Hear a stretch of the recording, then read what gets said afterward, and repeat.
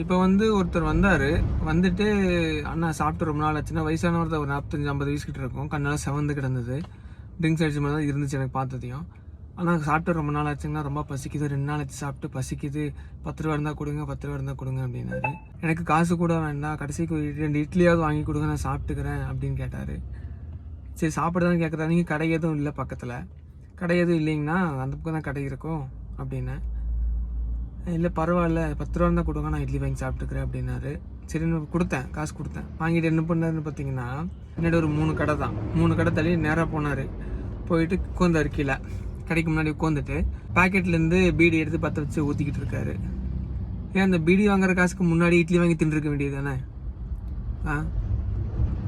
எப்படியும் அந்த 10 ரூபா கொடுத்துருக்கேன், அதுவும் போய் என்ன பீடிக்கு தான் போக போகுது. இதை இட்லியே வாங்கி கொடுத்தா அவங்களால சாப்பிட முடியும்? நினைப்போல பீடியில் இருக்கிறது வச்சு, நினைப்பெல்லாம் வேறு விஷயத்துல இருக்கும்போது எப்படி சாப்பாடு வாங்கி சாப்பிட தோணும்? அவங்க குடும்பம் என்ன கஷ்டப்பட்டுட்டு இருக்கோம். ரொம்ப ஒஸ்ட்டாக இருக்குப்பா நாடு, ரொம்ப ஒஸ்ட்டு. மக்கள் எல்லாம் கொஞ்சம் தெளிவில்லாமல் ரொம்ப ஒஸ்ட்டாக இருக்காங்க. யோசிக்கணும், யோசிக்க டைமே இல்லையே. அவர் கொடுத்த அடுத்த ஒரு 10 நிமிஷம் அடுத்த ஆர்டர் வருது. அவர் பார்த்தீங்கன்னா ஒரு தாத்தா, ஒரு 65-70 வயசு இருக்கும் தாத்தா வந்தார். அவர் பார்த்தீங்கன்னா கடைசியாக வந்து கரெக்டாக 296 ரூபா வந்துச்சு, 300 ரூபா கொடுத்தாரு. அது இல்லாமல் 20 ரூபா இந்தாங்க தம்பி டீ சாப்பிடுங்கன்னு கொடுத்தாரு. நம்ம ஒருத்தருக்கு வந்து நல்லதாக, அதாவது மனசார ஒரு விஷயம் பண்ணுறோம் அப்படின்னா அது நமக்கு பல மடங்காக திரும்பி வரும்.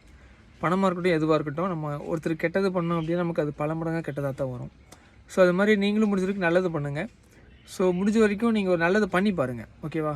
ஒரு 5 நல்லது பண்ணுங்கள், அதில் 3 விஷயம் உங்களுக்கு அது ரிட்டனே உங்களுக்கு வேறு மாதிரி கிடைக்கும்.